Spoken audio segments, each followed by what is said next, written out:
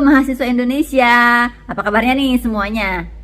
Mudah-mudahan baik-baik aja ya. Baik kalian itu yang sedang mengerjakan skripsi ataupun yang belum mengerjakan skripsi ya, mahasiswa semester 1, 2, 3, 4, 5, 6 tapi pengen tahu tentang skripsi. Nah, kali ini Bu Ira akan menceritakan bagaimana sih urutan dalam sidang skripsi ya. Mudah-mudahan dengan menonton video ini kalian jadi punya gambaran.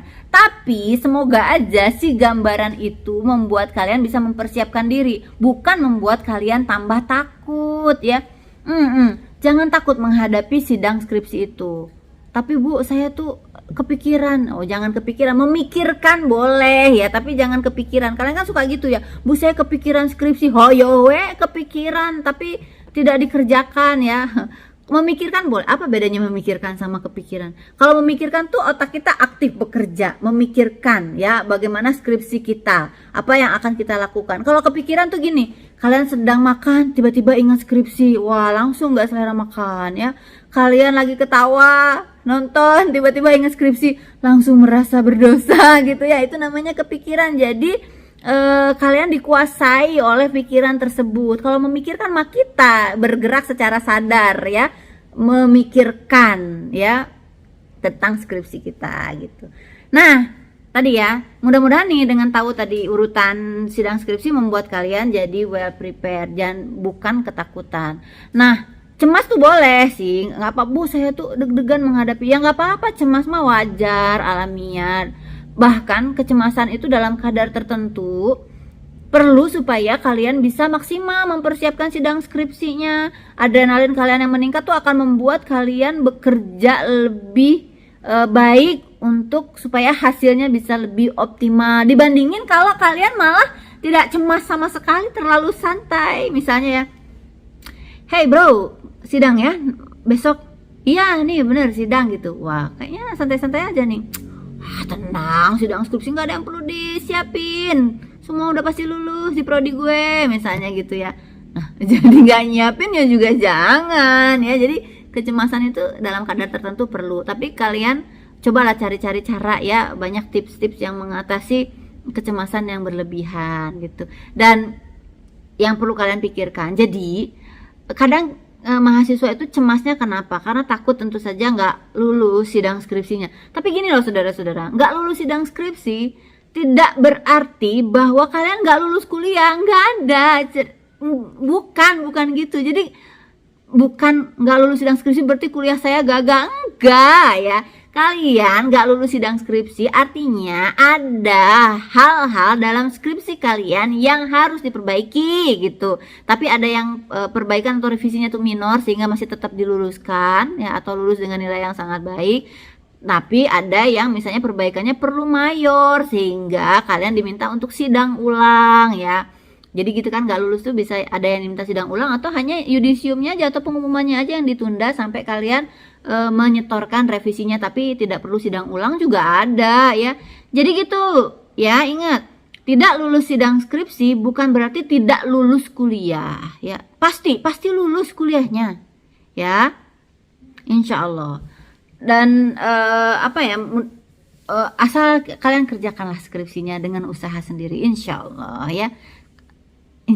Insya Allah tuh di prodi Bu Ira juga nggak ada yang misalnya nggak lulus sidang skripsi terus berarti kamu kuliahnya nggak lulus, enggak ya. Jadi jangan terlalu ketakutan ya gitu. Dan juga kan persentase ketidaklulusan dalam sidang skripsi di sebuah prodi itu sangat kecil ya kan Bu. Tapi bisa aja Bu, dari yang sangat kecil tuh yang terkena tuh saya gitu ya. Iya, tapi kan kembali lagi ya kata apa ya, enggak lah ya. Sekali lagi tadi, kalaupun kita belum lulus sidang skripsinya saat itu, tinggal diperbaiki aja, nggak masalah ya gitu. Dan kita juga tidak akan langsung menjudge kalian langsung negatif semuanya, enggak. Dosen-dosen tuh hanya akan fokus kalian memperbaiki sisi-sisi yang kurang dari skripsi kalian aja gitu ya. Sangat oke. Apa sih urutan dalam sidang skripsi? Oke, yang pertama itu adalah pembukaan ya. Pembukaan itu tanggung jawab dari ketua sidang. Ketua sidang biasanya adalah kaprodi atau sekprodi, atau kadang dua-duanya ada, kaprodi ketua sidang, sekprodi ya sebagai sekretaris sidang gitu ya.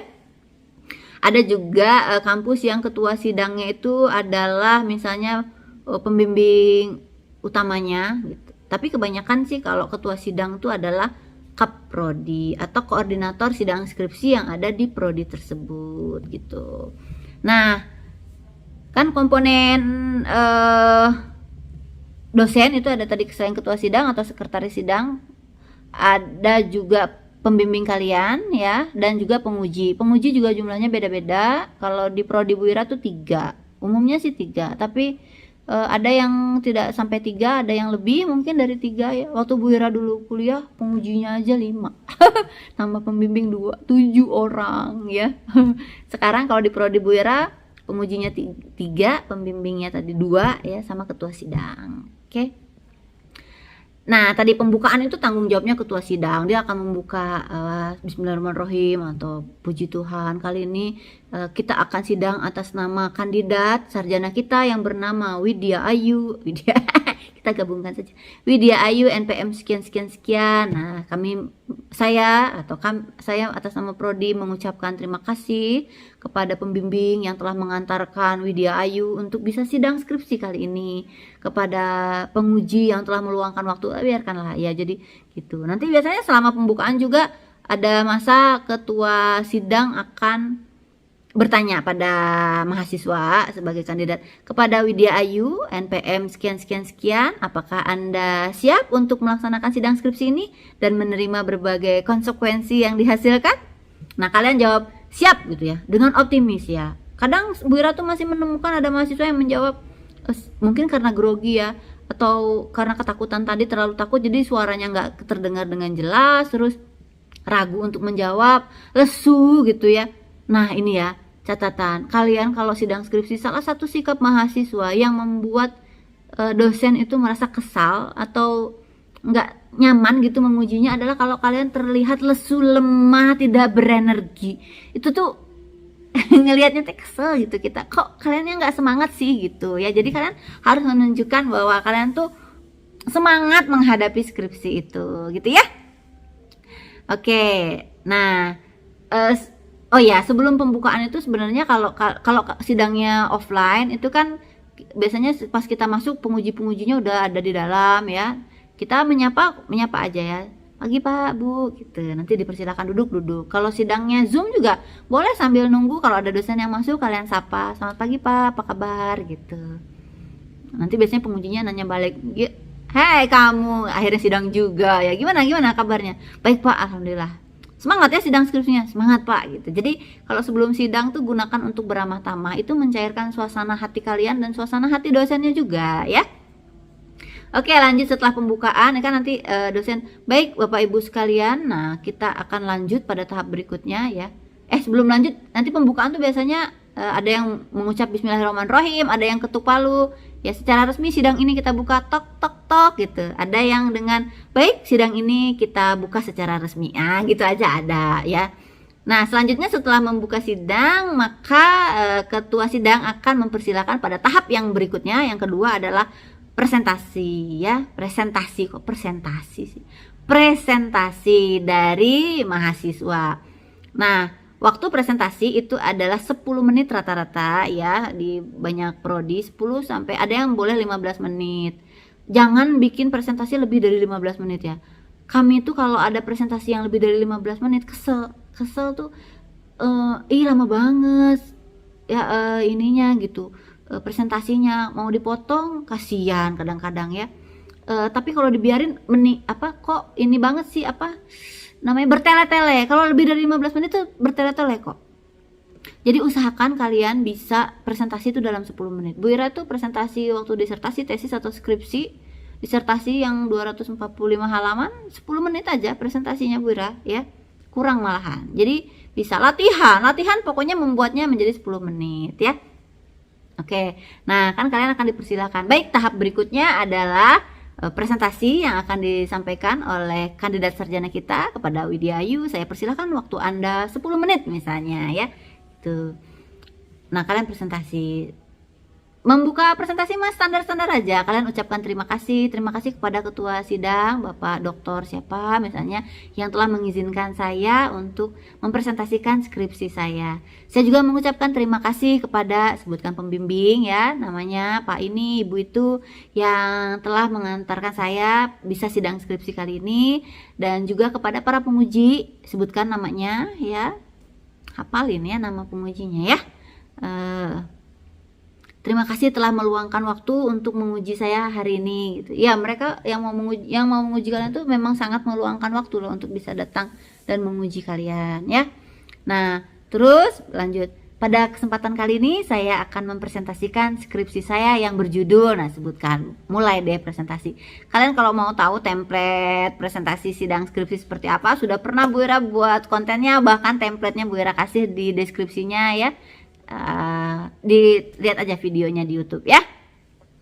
Nah, kita lanjut. Kalian presentasi 10 menit ya, sekali lagi latihan lah sampai bisa 10 menit. Dan presentasi itu waktunya juga ritmenya standar aja ya, jangan terlalu buru-buru. Jadi jangan karena kalian mengejar 10 menit jadi kalian itu presentasinya cepat gitu. Baik Bapak Ibu sekalian, pada kesempatan kali ini saya akan mempresentasikan skripsi saya yang berjudul gitu. Nah, jangan. Jadi tetap berbicaranya itu tidak terlalu cepat, tapi juga tidak lambat, ya gitu. Kadang kalau kalian presentasinya terlalu cepat gitu, dosennya akan bilang, jangan buru-buru, atau mau kemana kamu teh gitu ya. Ya, jadi sebenarnya presentasi itu bukan mempercepat cara berbicara kalian ya, tapi membuat isi presentasi kalian singkat, padat, jelas, to the point ya gitu. Oke, menutup presentasi juga sederhana aja. Demikian presentasi skripsi saya. Udah gitu aja. Lah kok jadi grogi Bu Ira juga ya. Demikian presentasi skripsi saya. Terima kasih atas perhatian Bapak dan Ibu. Saya kembalikan kepada ketua sidang, atau cukup sampai tadi. Demikian presentasi skripsi saya. Terima kasih atas perhatian dari Bapak dan Ibu. Assalamualaikum warahmatullahi wabarakatuh. Gitu, udah cukup ya. Nggak usah pakai misalnya demikian presentasi saya. Silakan apabila Bapak Ibu ada pertanyaan, nggak usah. Biarkan nanti ketua sidang yang mempersilakan dosennya. Ya sudah pasti dosen kalian penguji banyak sekali pertanyaan, jadi tidak usah dipancing-pancing ya. Oke. Nah, setelah kalian presentasi, kemudian ketua sidang akan biasanya, baik, terima kasih kepada Widya Ayu yang sudah mempresentasikan skripsinya ya. Pada tahap berikutnya kita akan memasuki tahap pengujian. Nah, sudah hadir 3 penguji kita kali ini. Yang untuk pertama, nanti disebutkan siapa yang giliran pertama dan dipersilahkan oleh ketua sidang. Biasanya kalau urutan siapa yang menguji itu beda-beda sih mungkin ya. Biasanya kalau di kampus Bu Ira tuh berdasarkan siapa yang duluan datang untuk keadilan. Jadi kalau Bu Ira masuk Zoom-nya duluan, meskipun ada profesor, Bu Ira duluan yang disuruh sidangnya. Tapi kadang berharap kalau ada profesor atau yang lebih senior, biarin yang senior duluan gitu ya. Tapi enggak, urutannya kalau di kampus Bu Ira yang duluan masuk. Tapi ada di beberapa kampus yang senior duluan gitu. Enggak apa-apa, enggak ngaruh juga ke kalian, tetap aja yang ditanyanya bakal banyak. Nah, sesudah penguji bertanya, biasanya penguji itu saling menghormati sesama mereka. Saya kalau nguji pasti gitu, menyapa dulu, berterima kasih ya. Terima kasih kepada ketua sidang yang telah mengizinkan saya untuk menguji. Selamat pagi Bapak X, Ibu Y sebagai pembimbing ya. Terus juga menyapa sesama penguji lainnya dan menyapa juga kalian sebagai kandidat sarjana. Halo Widya, gimana kabarnya? Selamat ya kamu udah sampai di sini. Tapi saya punya beberapa pertanyaan nih gitu misalnya. Terus dosennya kan bertanya. Kalian kalau dosennya bertanya boleh mengucapkan misalnya cara menjawabnya, terima kasih Pak atas pertanyaannya. Saya izin menjawab gitu. Tapi nggak semua selalu setiap pertanyaan saya izin menjawab, nggak usah sih. Terima kasih Pak pertanyaannya. Untuk ini sebenarnya ada beberapa data gitu ya. Dan jangan memotong ya. Kalau dosennya lagi bertanya dia belum selesai, jangan motong. Dengerin sampai selesai gitu. Tapi juga jangan terlalu lama dari dia selesai bertanya kalian mikirnya gitu. Ini bukan presentasi di kelas di mana kadang mahasiswa minta waktu untuk menjawab ya. Kalau di kelas tuh ada tugas gitu. Kalian presentasi ada temannya nanya, kalian minta waktu untuk berpikir. Enggak ya, kalau ini tuh langsung tek-tek gitu ya. Boleh nggak kalau ketika menjawab pertanyaan kalian buka skripsi? Boleh aja sih, di kampus Bu Ira nggak ada masalah kok. Kalian boleh membuka skripsinya, kecuali pada beberapa hal yang memang harusnya kalian hafal gitu. Contohnya ya, yang biasanya kita gregetan kalau Anda harus nyari-nyari. Ini kita nanya, kadang suka nanya ulang dosennya. Iya, oke, tadi jadi apa judul skripsi kamu gitu. Terus kalian tuh nggak hafal, buka covernya, aduh jangan ya. Atau misalnya ditanya, kalian nelitinya tentang pengaruh kredibilitas komunikator. Kredibilitas komunikator kan komponen variabel utama penelitian kalian. Ketika ditanya definisi, jadi apa yang dimaksud kredibilitas komunikator, kalian sibuk gitu nyari di halaman. Itu buat kita, lah itu kan variabel utamanya, masa kalian bener-bener harus nyari baca deskripsinya gitu, nggak hafal gitu loh ya. Jadi konsep-konsep utama gitu. Kalau yang lainnya mah boleh. Kenapa kamu sampelnya ini? Kenapa ini? Kenapa begitu? Oh iya. Dan boleh banget nunjukin ada di halaman sekian Bu ini gitu ya, boleh, nggak masalah ya. Gak harus dihafalin ya gitu. Oke, saya ya aja dari tadi ya. Lanjut. Nah, sesudah penguji bertanya semua, enak tuh kalau misalnya ada pertanyaan dari penguji sebelumnya, jadi yang penguji berikutnya nggak nanya lagi, itu enak buat kami sesama dosen. Tapi buat mahasiswa mah enak kalau tadi udah ditanyain lagi, jadi bisa jawab. Kadang tuh dosen suka gitu, udah ditanyain sama temennya ditanya lagi gitu ya. Mungkin hanya untuk memastikan juga sih bisa ya. Tapi yang enak tuh kalau udah ditanyain sama temennya, harusnya sama sesama penguji berikutnya tinggal melanjutkan ke hal yang lain. Udah nggak usah dipikirin, kalian mah tugasnya menjawab saja. Oke, dari pertanyaan penguji, tahap berikutnya adalah kalian akan diuji atau dibimbing oleh pembimbing kalian. Jadi pembimbing itu dalam sidang skripsi bertindak dua hal. Dia menguji, dia sebagai penguji, pembimbing itu saat sidang ya, statusnya penguji kok. Kalau bahkan surat tugasnya kalau saat sidang kita itu pembimbing juga sebagai penguji ya. Tapi penguji yang mengarahkan, menguji sambil membimbing gitu loh ya. Misalnya contohnya gini, Kak Bu Ira punya anak bimbingan. Oke, bagus. Tadi kan kamu ditanya ya tentang sampel, gimana kamu memilih itu? Gimana nih? Nah, harusnya tadi kamu jelasinnya seperti itu. Ya, saya juga tahu waktu kita diskusi ya kamu pernah menjelaskan. Nah, jadi kadang kita nunjukin, mancing-mancing untuk nunjukin ke penguji yang sebelumnya bahwa anak ini tuh sebenarnya bisa gitu. Atau misalnya kadang yang paling Bu Ira sering, tadi saya sudah mencatat beberapa masukan dari para penguji. Nih misalnya saya setuju bahwa variabel X harusnya diturunkan dimensinya mengikuti pendapat siapa, seperti yang disampaikan oleh Bapak X gitu ya. Nanti kita bisa diskusi dan baca lagi untuk dimasukkan ya ke skripsinya. Jadi kita nguji sambil ngarahin gitu. Tapi ada Bu, saya tuh pernah ngalamin, misalnya kaliannya mahasiswa banyak yang cerita, pembimbing saya tuh justru nguji saya, justru ngebantai saya saat sidang. Nah, itu kadang kita juga heran, penguji gitu, kita penguji, ada pembimbing yang ngebantai mahasiswanya saat sidang gitu.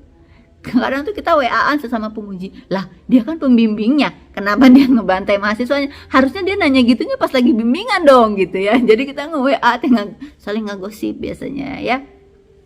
Itu ada juga, tapi kadang nggak semua salah, maksudnya kami bisa memaklumi dosen yang membantai mahasiswanya kalau ngelihat, jadi gini loh, saya juga tahu gitu ya, kita dosen tuh tahu karakter mahasiswa tuh mana yang rajin, pintar, baik gitu. Kalau dia dibantai juga sama pembimbingnya, aduh padahal nih anaknya menurut saya juga udah melakukan dengan baik gitu. Tapi ada mahasiswa yang memang tipe selama ini males-malesan, kuliahnya juga jarang masuk misalnya. Jadi kalau ada pembimbing yang ngebantai saat sidang, saya pastikan bahwa dia bimbingannya tidak, si mahasiswa tidak melakukan proses pembimbingan dengan baik kepada dosennya. Misalnya, ingat ya, yang menghilang itu, yang tidak respon itu bukan hanya dosen. Mahasiswa itu banyak yang tidak merespon, yang tidak memberikan revisi, yang tidak memenuhi janjinya untuk memberikan progres bimbingannya. Datang-datang beberapa tahun kemudian pengen sidang, maksa, banyak. Ya, ini di berbagai prodi itu ada yang kayak gitu. Bukan banyak mungkin ya, ada. dalam jumlah yang lebih dari satu.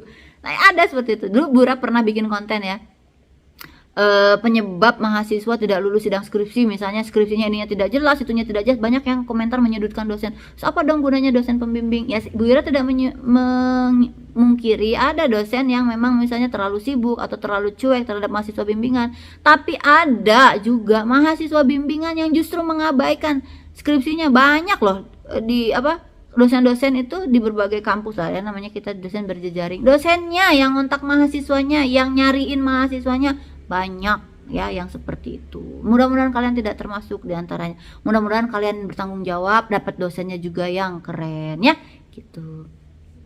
Oke, nah sesudah dibimbing dan diarahkan oleh pembimbing, maka tahap berikutnya adalah ketua sidang itu akan menutup sidang ya.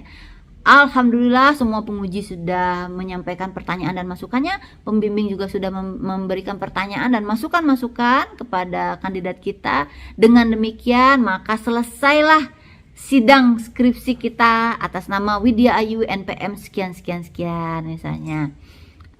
Ada yang sidangnya ditutup dulu, yudisiumnya nanti nunggu bareng teman-temannya yang lain. Kalau S1 kan biasanya sekali sidang tuh nggak cuma satu orang satu hari, kadang yudisiumnya disatuin. Tapi ada yang kita break dulu 5 menit sambil menunggu nilainya dihitung misalnya. Nah, jadi sidangnya nggak ditutup. Jadi dibacakan yudisiumnya langsung per orang saat itu juga ada ya. Oke, itu kira-kira tahapan dalam sidang skripsi. Insya Allah kalau kalian sudah optimal mengerjakan dengan usaha kalian sendiri, nggak akan ada masalah yang sangat berarti. Tapi revisi enggak apa-apa, wajar revisi mah. Revisi itu adalah masukan dari dosen supaya skripsi kalian bertambah baik, layak untuk dibaca orang. Jadi kalau dibaca orang teh kalian gak malu gitu ya. Nah, jadi pokoknya semangat semuanya menghadapi sidang skripsinya, insya Allah akan terlalui dengan baik. Terima kasih semuanya.